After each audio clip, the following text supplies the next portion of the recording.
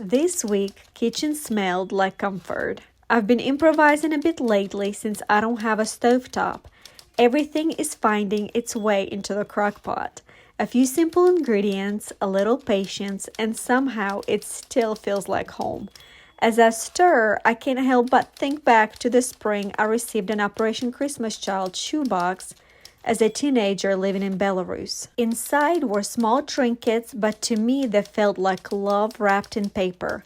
And today I will share my story with you.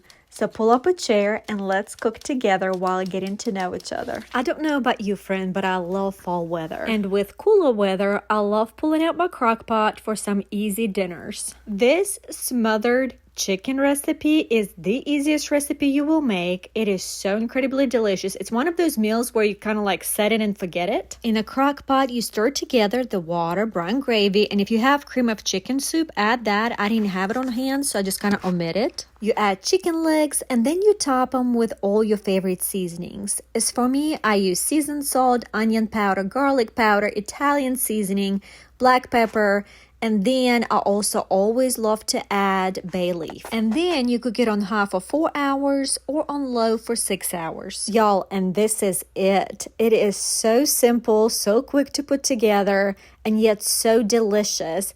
What I love about it is not only does your chicken fall off the bone, but also all the spices and the packet of gravy produce such a delicious gravy. It's wonderful over rice. You can do it over mashed potatoes. In our case, we just had rice and just vegetables with it, and all the kids loved it. Before I share my next recipe, can we get to know each other a little bit better? Are you guys familiar with the Samaritan's Purse Operation Christmas Child shoebox? Can I be a little vulnerable with you and share with you about how I received a shoebox as a child? I am gonna get emotional, so y'all just bear with me.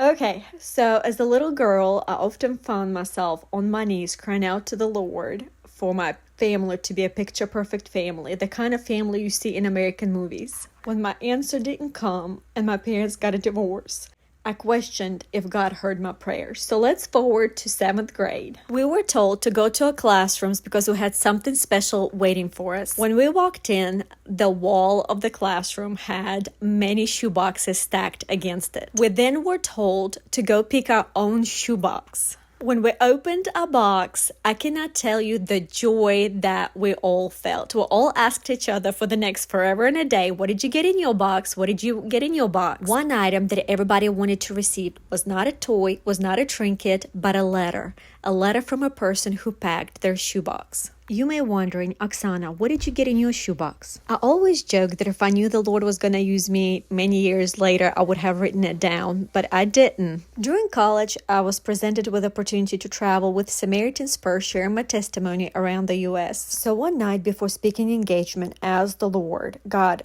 what did this shoebox mean to me? I don't remember any of the items that I received, and the Lord took me back to the days of me begging Him on my knees, pleading with Him to restore my family. And when I questioned if He saw my hurt, if He has heard my prayers, and then God reminded me of a shoebox, that He loved me so much, and He cared about me so much, that there was a stranger in a foreign country pack a shoebox just for me. And in that moment, He reminded me of Joshua 1:5 that says, I will never leave you nor forsake you. And I held on to that promise into my adulthood. And 30 years later, I still get emotional about sharing this story. Tears wiped, and now we're back and sharing the crockpot recipes. When the day is gloomy and rainy, we all love a good bowl of soup. And what's better than old-fashioned vegetable beef soup? In a frying pan, you want to cook your ground beef until it is browned, and then you want to drain any excess of grease. You can add whatever seasoning you have on hand. I personally added seasoned salt, onion powder, garlic powder, salt, and black pepper. You want to stir in diced tomatoes, tomato sauce, beef broth, corn, If you like green beans, you can add green beans or really any kind of vegetables you like. As I mentioned before, I love adding bay leaf to my dishes, so I definitely had to add it to my soup. Next, you want to chop up your vegetables. As for me, I chopped up carrots. I also chopped up onions. My kids personally are not huge about onions, but if I chop them up small to where they're not very noticeable, they enjoy the flavor. And I cook my onions and carrots in the frying pan just until they're tender, then add them to the crock pot. Peel and chop up your potatoes and add it to the crock pot. Cover it with a lid and simmer it for 6 to 8 hours. So I have to ask y'all a question. What do you eat with your soup? Do you eat it with cornbread, biscuit, a roll? When I make soup, we always eat it with cornbread. But that particular day when I made this soup, we had leftover rolls from whenever I was testing out a recipe for Thanksgiving. So we all ate this soup with rolls, and it was so delicious and perfect for this rainy weather to cozy up with a bowl of soup. Who does not like a good bowl of chicken and dumplings? That's one dish all my kids never complain and always ask for seconds. Now, there's a million and one recipes. Somebody adds cream of chicken soup. Somebody omits cream of chicken soup. Some make biscuits from scratch for dumplings. Others buy store-bought. Listen, friend, we ain't judging here. You do what works for you. The way I make my recipe is that I first make homemade broth. I add a whole chicken to the crock pot. I cover it with water, add the seasonings and whatever vegetables I have on hand.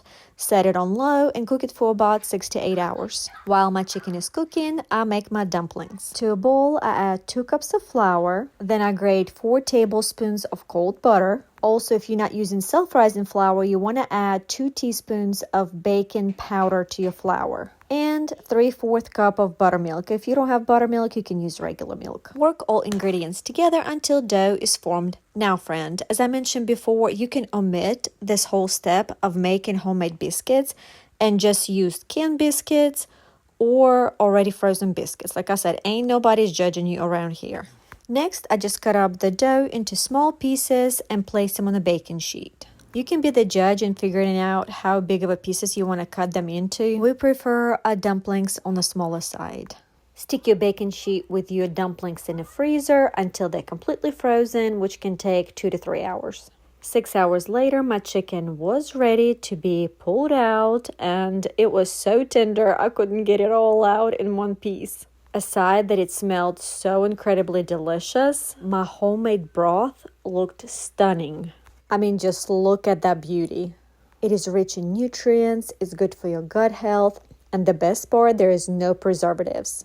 Once I strained my broth, I removed all the vegetables. Our girls had friends over, so I wasn't sure if they're gonna like eating onions and carrots in their chicken and dumplings. Otherwise, I probably would have left carrots for my kids. I added broth back to my crock pot and then shredded the chicken and added to my broth. Another benefit of using homemade chicken broth is that you can control your salt intake. I added about 1 teaspoon to mine, but again, you can decide what works for you. Now, let me be honest with you and tell you what I would do differently if I had to do it again. I always cook my chicken and dumplings on the stovetop, but because we don't have stovetop, I decided to put it in the crock pot. When I cook it in the stovetop, I always add my dumplings, frozen dumplings, to boiling chicken broth. Even after cooking my chicken broth on high, it never reached that boiling point, so my chicken dumplings or my dumplings kind of spread. It thickened my broth, which was great, but the actual dumplings, we didn't have that many. Next time when I make it, I will definitely add my dumplings to a boiling broth inside the pot cooked on the stovetop. When we want a comfort meal, we go for beef stroganoff. It is another meal that does not require much effort. Brown your beef in a skillet and add all your favorite seasoning. For us, it's salt, pepper, garlic powder, onion powder. You can add a little bit of Worcestershire sauce. I think I said it right? You can also add cooked mushrooms, but because none of our children love mushrooms, I usually do not add it. Move your ground beef to the slow cooker, and then I cover it with chicken broth. Or actually, you can use beef broth. I covered it with chicken broth because when I cooked chicken and dumplings, The leftover bones I ended up boiling again in water, creating more broth. So I ended up using that broth instead of beef broth. You can walk away and let your broth and beef simmer for 6 to 8 hours on low. About an hour before serving, I add 2 cups of heavy whipping cream. Stir it up and then let it simmer for another 30 minutes. While it's simmering, I go ahead and cook egg noodles. About an hour before you're ready to serve your dish, you can add your egg noodles to your crock pot and let them cook inside the crock pot. I personally like to cook them separate on a stove top, so that way I feel it's way quicker. So once I cook my noodles, strain them, I add them to my crock pot, mix everything together, and then I add 1 cup of sour cream, and then again mix everything together. Cover with the lid, and you can let it simmer for another 10 minutes. Now, what I love about this dish, if you want to eat it right away, it's more of a soupy consistency, but if you just let it cool off for a little bit, the sauce thickens up, and then it becomes more of a creamy sauce.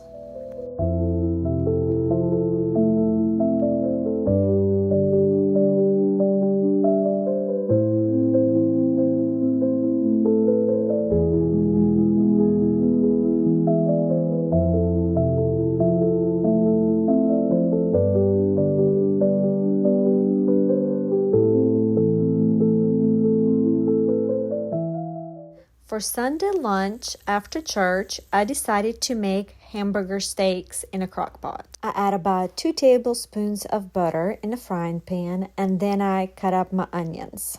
I cook my onions just until about they're caramelized, remove them, and set them to the side in a bowl. Next, I form little patties from ground beef and add them to the frying pan. Now, while they're cooking, I go ahead and season. And I usually go pretty heavy on one side, and then I don't bother then seasoning the side that's on the bottom when I flip. You want to brown the patties just until they're seared and hold their shape, not cook through. So you want to cook each side for about 2 to 3 minutes over medium-high heat, just until a brown crust forms. The goal here is to set the outside so the patties don't crumble in a crock pot, while keeping the inside raw or slightly pink. They'll finish cooking slowly in the gravy. Next, you can make your own homemade gravy, or you can just use brown gravy packets from the grocery store. Again, ain't nobody judging you here. After browning the patties, I didn't have much grease left in the pan, so I added about 2 tablespoons of butter. Once it's melted, I stirred in roughly 3 tablespoons of flour to make a roux. Then I slowly poured in beef broth, whisking as I went until everything blended together into a smooth, rich gravy. Pour the gravy over your beef patties in the crock pot and then close it with the lid. Forgot. Then you want to add your onions on top, spread it out, and only then you want to close it with the lid. I set it on low and cooked it for about 6 hours because my patties weren't very thick. They cooked much quicker. After church, I checked on my hamburger steaks, and while the hamburger steaks are cooking in the gravy, they also produce their own extra fat.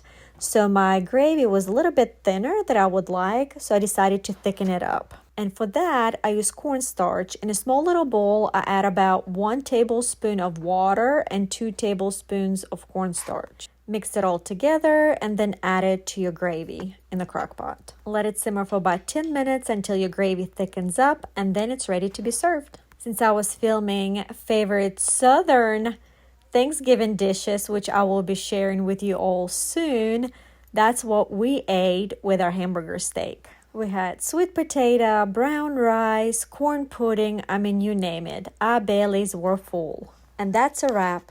5 easy crockpot meals, proof that dinner doesn't have to be complicated to taste like home. Thanks for spending a week in my kitchen today. I hope these recipes make your week just a little easier and a whole lot cozier. See you in the next chapter.